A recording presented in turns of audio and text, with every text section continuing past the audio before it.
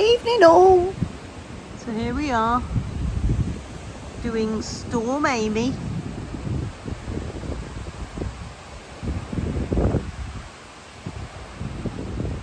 So far not too bad. We're only at 40-mile-an-hour winds, it's not too bad yet. So I've moored up by a low hedge so nothing can fall on me.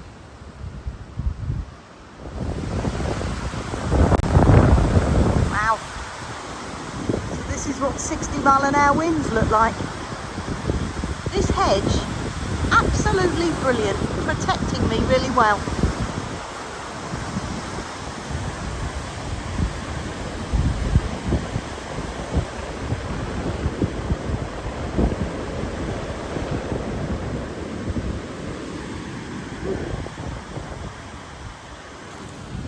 Charlie's not massively happy. That's it, she's done. Been to the toilet. I'd like to go in now, please.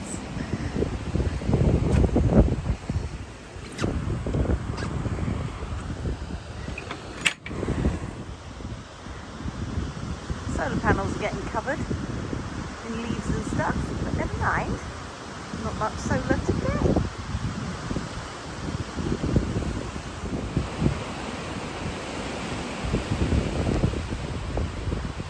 Oh, Charlie, dry your feet. Do you want some breakfast? Do you? Okay. This morning we start with a cormorant on a narrowboat, drying his wings.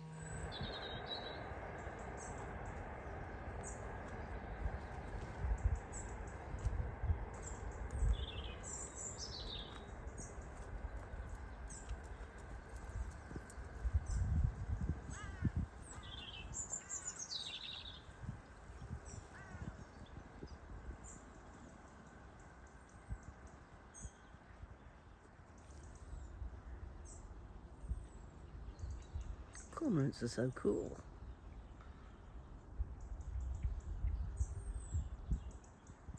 Very successful at fishing. It's rush hour. Just set off reversing to go that way to the Glasson branch. First of all, the boat final destination came round the corner. And now a little cruiser. Good Lord. You need it nice and clear when reversing.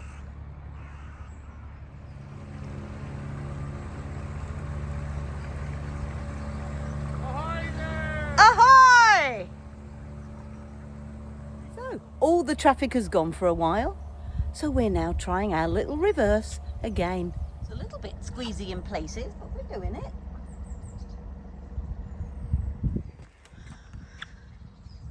See that blue boat?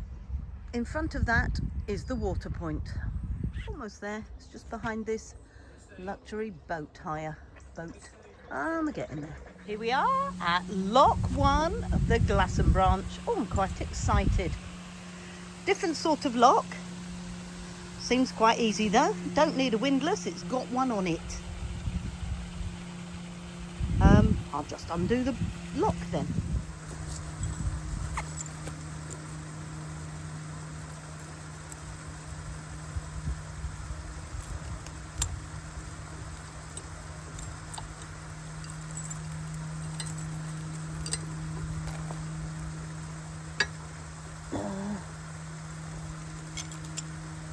Two locks.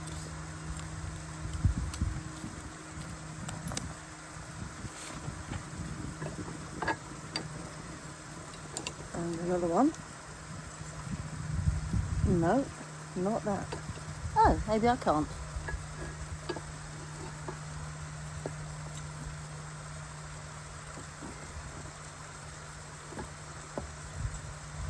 Don't know. Looks like this piece should just flip forward, and it doesn't. I've tried forcing it a bit, but kind of looks a little bit bent into place. It's probably just rusted in place. I rang the CRT and said, I can't get this part of the lock off. Is it all right if I smack it with a hammer? And she went, ooh, I'll ring the operatives. So now I'm waiting for a call back. Best not to hit things with a hammer, just in case. Looks like it's already been smacked a bit. Just had a brainwave. That's the one I can't get the lock off. And this is the other side. I've just got the lock off here, so I'm going to be using this one. It will take a while because I can only open one paddle, but at least I'm finally on my way. See that shelf that's just being covered over? That's called a sill. And when you use a lock, you've got to make sure your boat is really forward of that sill. Because if it isn't, the back of your boat can get caught on it and your boat gets tipped up and sank as the water goes down.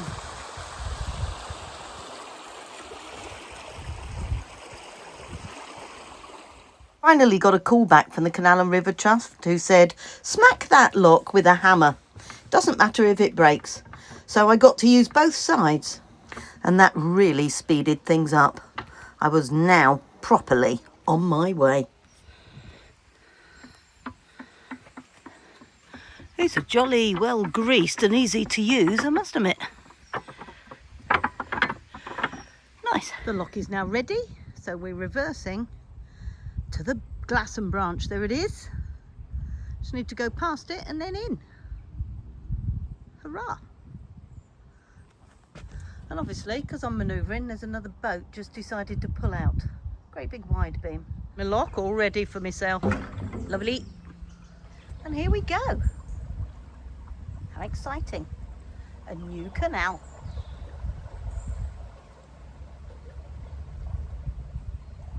Thank you.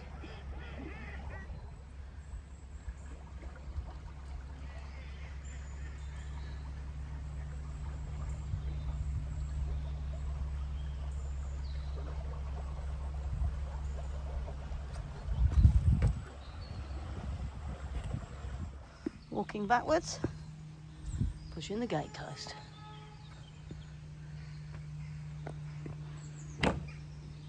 We're there. Let's close this one. Give it a heave so I can get behind it. Ooh.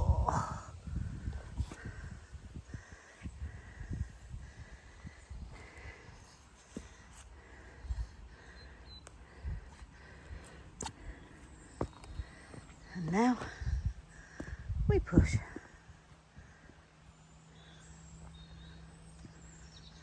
The other gate will probably swing open a bit as I close it. But as long as I let the water go really slowly, that gate will gently close. Another different sort of mechanism. There's a handle, all sorts of locks. So undo the locks, twiddle the handle, and I'm assuming that ratchet bar will move that away, and that will move the big plank to uncover the hole at the bottom of the lock gate. The paddle gear on the towpath side was all locked up with them blocked off with a piece of wood, so I couldn't use it. But on the other side appears not to be locked up, so I'm going to use this one. Oh, lots of marching about. Not easy.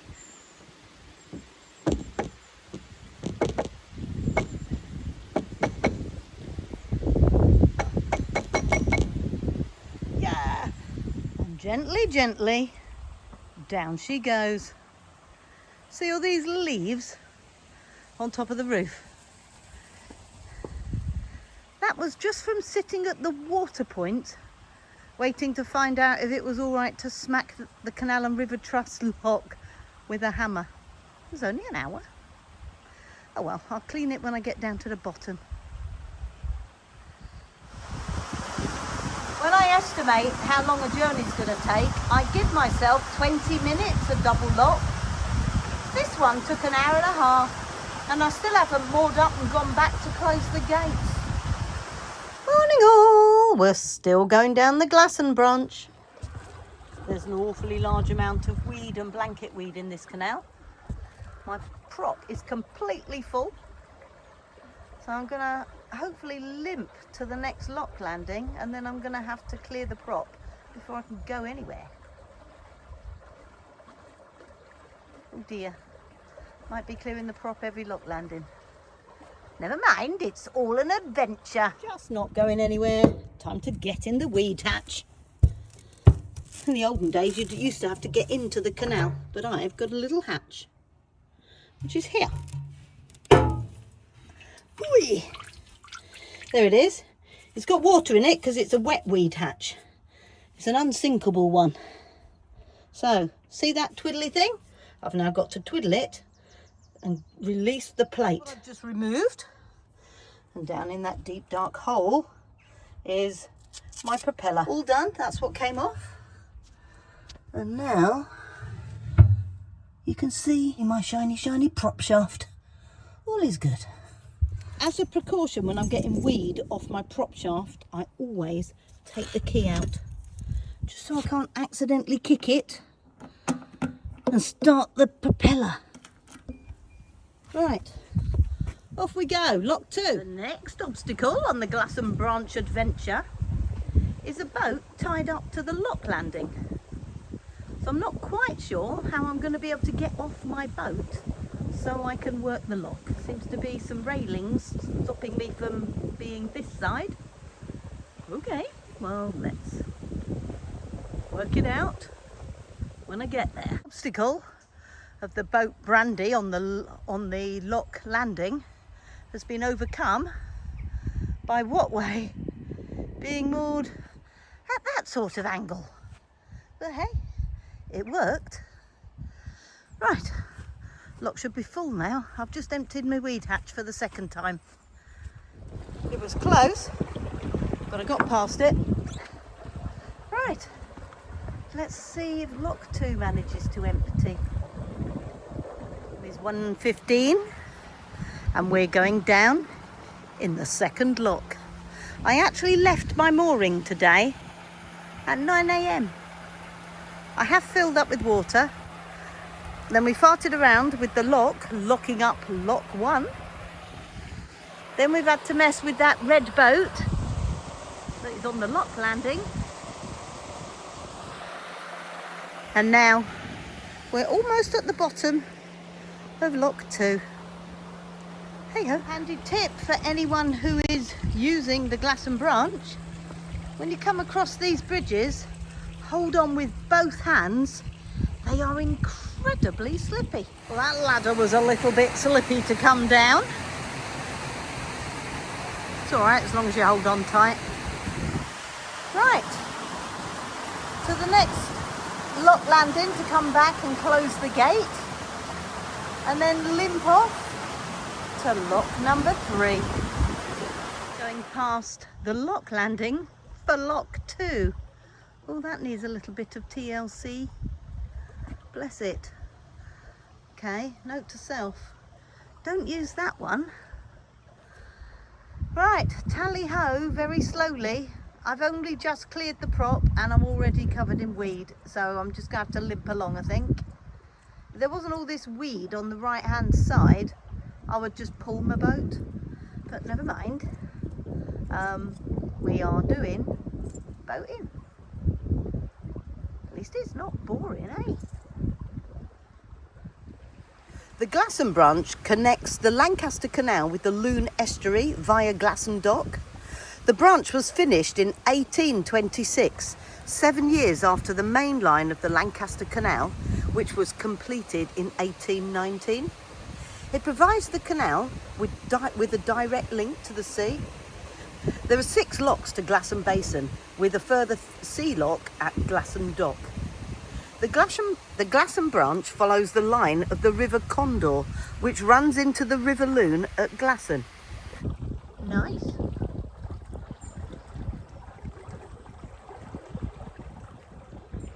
Coming up to lock 3, and the first thing I spotted is a whole load of orange webbing saying broken lock landing. Never mind, we'll work round that.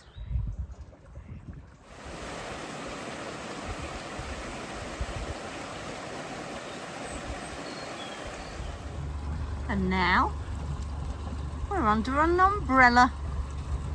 It's raining. Oh well, I did want an adventure.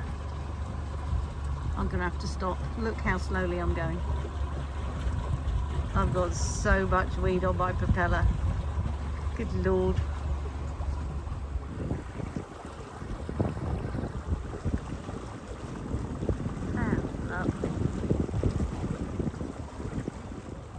Might be full of weed, but the Glasson branch sure is beautiful.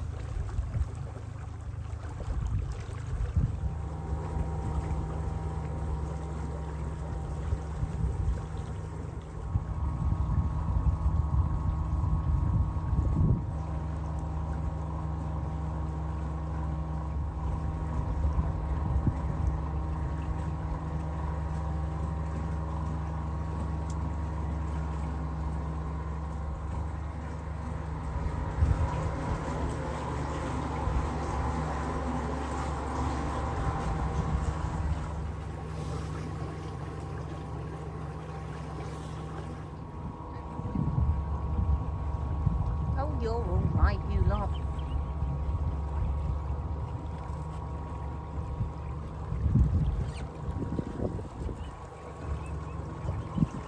Proud parents. It's jolly peaceful round here.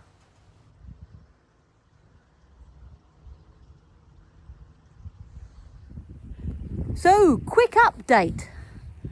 I got onto the Glasson branch at 10 a.m. There are only 6 locks and it's only about 4 miles long. It's not far. And it is now 4:30, and I'm just coming into lock 5. So after lock 5 there's lock 6, and then into the basin and find somewhere to moor. Goodness me, there's been a lot of weed. I've been stopping, I don't know, 3-4 times for each lock to get all the weed off the propeller. But hey, keeps me fit, mustn't grumble.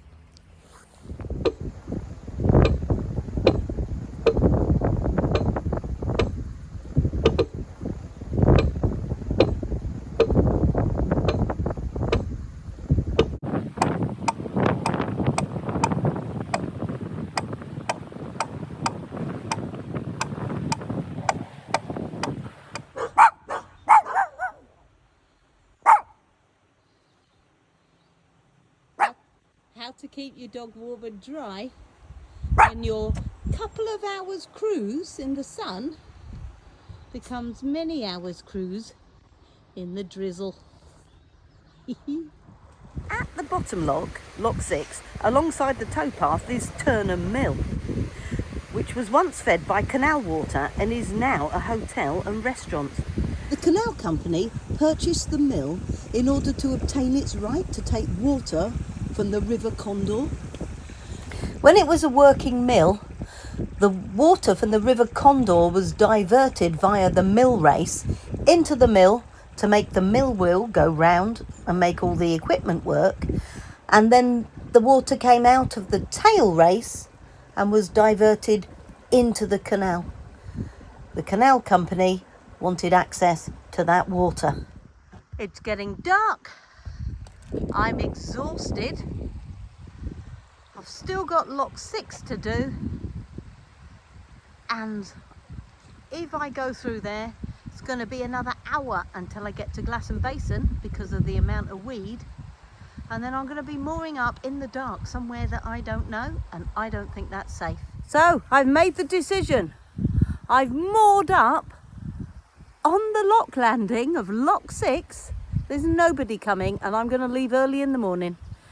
Outside the Mill Hotel, they have a restaurant, they have a bar, and I need a little bit of TLC, as does Charlie. I'm not quite sure about all my neighbours though. Hope they don't wake early. That is a lot of geese going home to Canada. This day gets better and better. This hotel, bar, restaurant is closed down. What a shame. Maybe it's being refurbed. I don't know. But anyway, it's closed. Back to the boat. I'm going to get the fire lit. This is me after 11 hours sleep. Oh, I was so tired yesterday. It's a beautiful day. There is no wind. There is no rain. The sun is almost starting to come out. And we've got about an hour's cruise to get to Glasson Basin. Then I'm going to cruise around it and see if I can work out where I'm supposed to moor up. What an adventure. First obstacle to get into Glasson is lock 6. So I lifted this paddle. Julie trotted round the other side. Not checking first. There isn't anything there. No paddle. So I've had to wait for it to fill just by using this side. And fill it has. So now, stop talking and get going.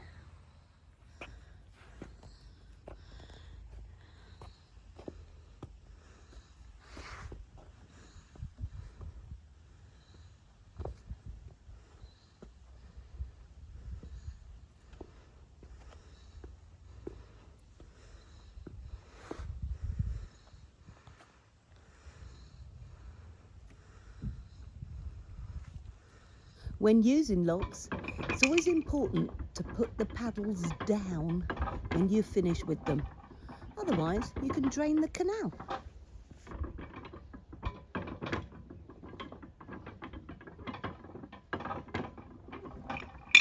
Coming out of lock 6, met this lovely lady. Hi!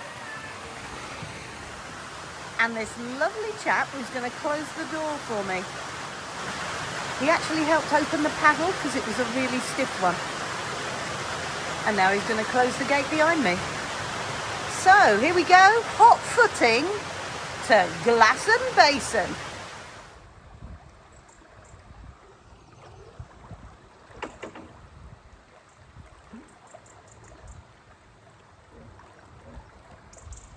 He's even putting the paddle down for me. Nice couple.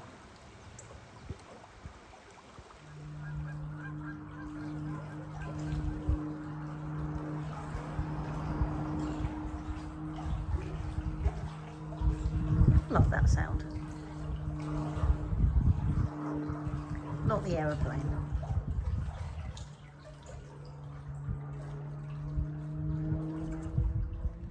Something going on over there. Lots of flapping and splashing. Well, at least there was until I started filming it. Popular bird hangout spot. Look at them all.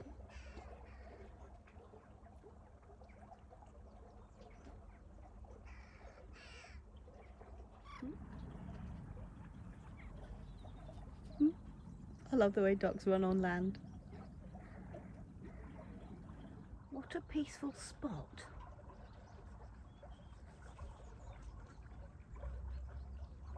Tell you what, if the Glasson branch was better looked after, I reckon people would want to come down here. It's lovely. Look at it.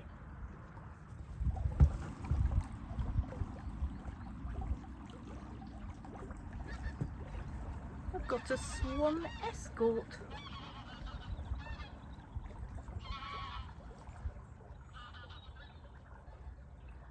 Leading me to Glasson Basin. How lovely.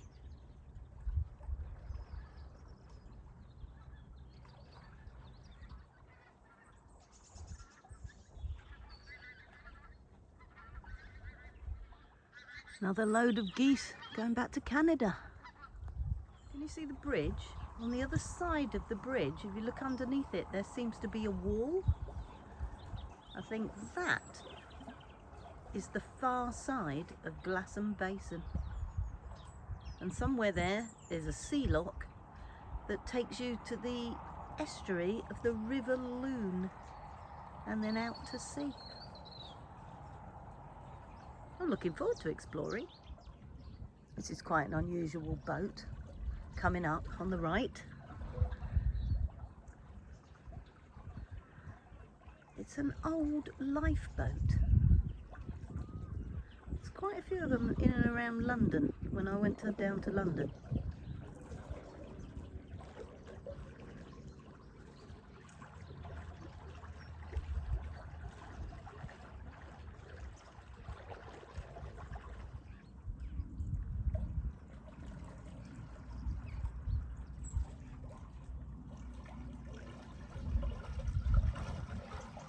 Cool.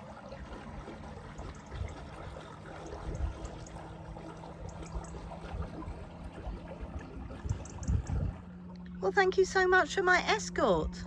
That was lovely. What a good swan you are. That's quite a young one.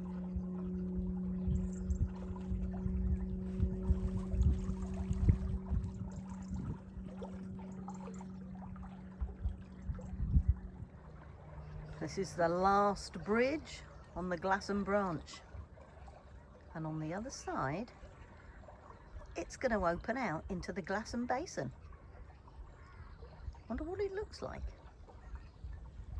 Now, I've got to look for somewhere to moor. Can't moor along here because there's a sign that says long-term moorings only. Okay. Oh, upset the ducks. So, not along here then. I can see all sorts of sea-going vessels. How exciting. Goodness me, it's much bigger than I thought it was going to be. Oh, look at that ship. That's beautiful. Whoa.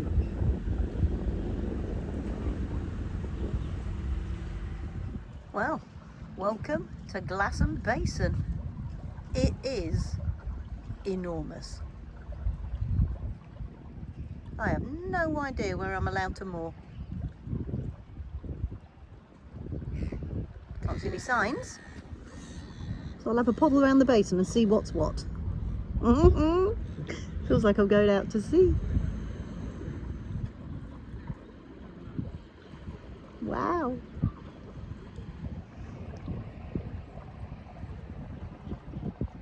That's an Aqua Vista marina full of sea-going vessels by the look of it.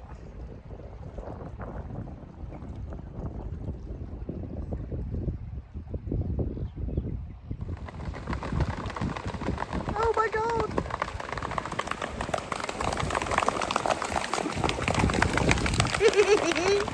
That was exciting.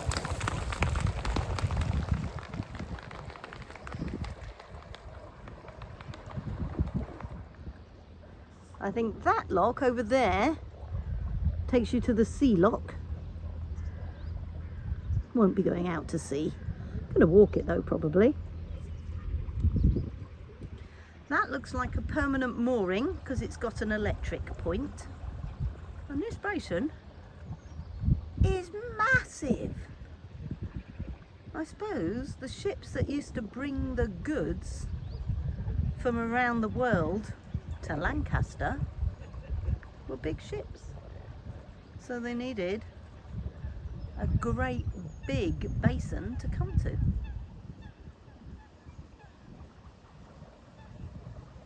Wow.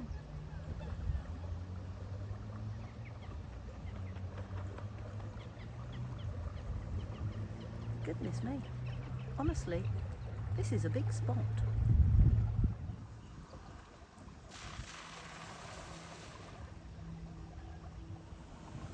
Spotted a sign, so I'm going to go that way so I can read it. Well, that's handy. That sign says Glasson Visitor Moorings. So that's where I'm going to moor because I'm a visitor. Before I moor up, I'm going to take a turn around the basin. I don't think I've ever been anywhere quite so wide.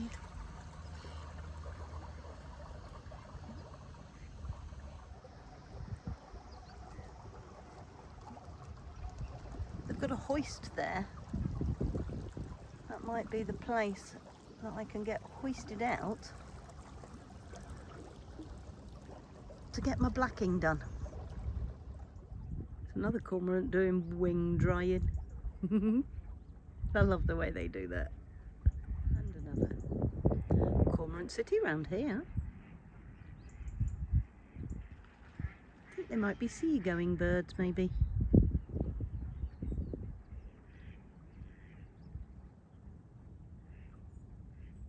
Oh, I've reached the end. That is a big old basin.